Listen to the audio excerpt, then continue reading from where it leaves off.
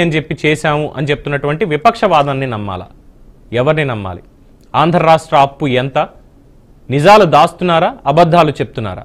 ఇదే ఈరోజు మన చర్చనీయాంశం.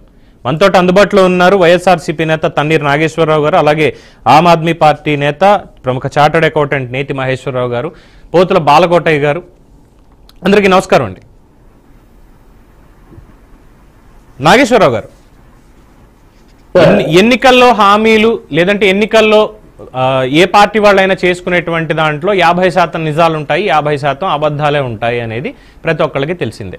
సరే, 14 లక్షల కోట్లు అన్నారు. దానికి సంబంధించినటువంటి ప్రశ్న మీ దగ్గర నుంచి వచ్చింది, మంచిది. మమ్మల్ని మీద మీరు ఆరోపించారు కాబట్టి నిజం చెప్పండి, ఎక్కడుంది అప్పు అని మీరు అడిగారు. అయితే 9,74,000 కోట్లకి ప్రభుత్వం ఈరోజు సమాధానం చెప్పింది. అసలు ఉన్న అప్పు ఎంత? మీ హయాంలో చేసినటువంటి అప్పులు ఎంత? కాగ్ ఎందుకు అక్షింతలు వేసింది? రిజర్వ్ బ్యాంక్ ఎందుకు అక్షింతలు వేసింది? అలాగే ఫైనాన్స్ మినిస్ట్రీ ఎందుకు ఆంక్షలు విధించింది? దానికి సంబంధించిన వివరాలు మీరు చెప్పండి.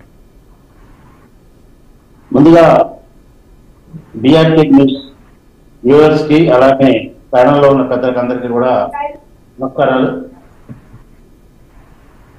ఇప్పుడు మీరు ప్రశ్న అడిగారు. వాస్తవానికి 2024 ఎన్నికల ముందు, అంటే మొన్న ఏప్రిల్లో జరిగిన ఎన్నికలకు ముందు తెలుగుదేశం పార్టీ నాయకులు కానీ, బీజేపీ నాయకులు కానీ, అలానే జనసేన నాయకులు కానీ రాష్ట్రం మొత్తం కూడా తిరిగి ఊదరగొట్టారు. అంటే రాష్ట్రం 14 లక్షల కోట్లు అయింది, రాష్ట్రం మరో శ్రీలంక కాబోతుంది, రాష్ట్రంలో ఆర్థిక పరిస్థితి అస్తవ్యస్తంగా ఉంది, రాష్ట్రంలో సంక్షేమ కార్యక్రమాలు నడపడానికి డబ్బులు లేవు, లేకపోతే ప్రభుత్వ ఉద్యోగులకు జీతాలు ఇవ్వడానికి డబ్బులు లేవు అని చెప్పిన నేతలు ఎన్నికలు సమీపిస్తున్న తరుణంలో వాళ్ళు సూపర్ 6 అని చెప్పి అనౌన్స్ చేసి, ఏదైతే జగన్మోహన్ రెడ్డి గారు ఇచ్చే సంక్షేమ కార్యక్రమాలు ఉన్నాయో వాటికి రెట్టించిన బడ్జెట్ వాళ్ళు అనౌన్స్ చేయడాన్ని బట్టి వాళ్ళ యొక్క డొల్లతనం అర్థమవుతా ఉంది. అంటే వాస్తవానికి అది 14 లక్షల కోట్లు లేదని వాళ్ళకి తెలుసు, కానీ ఆ రోజున ప్రజానీకాన్ని నమ్మించి అత్యధికంగా వీళ్ళు అప్పులు చేశారు. వైఎస్ఆర్ కాంగ్రెస్ పార్టీ వాళ్ళు, జగన్మోహన్ రెడ్డి గారు అత్యధికంగా గతంలో కన్నా భిన్నంగా అప్పులు చేశాడని చెప్పి ప్రచారం చేసి, ఆ ప్రచారంలో మాత్రం వాళ్ళు విజయం సాధించారు.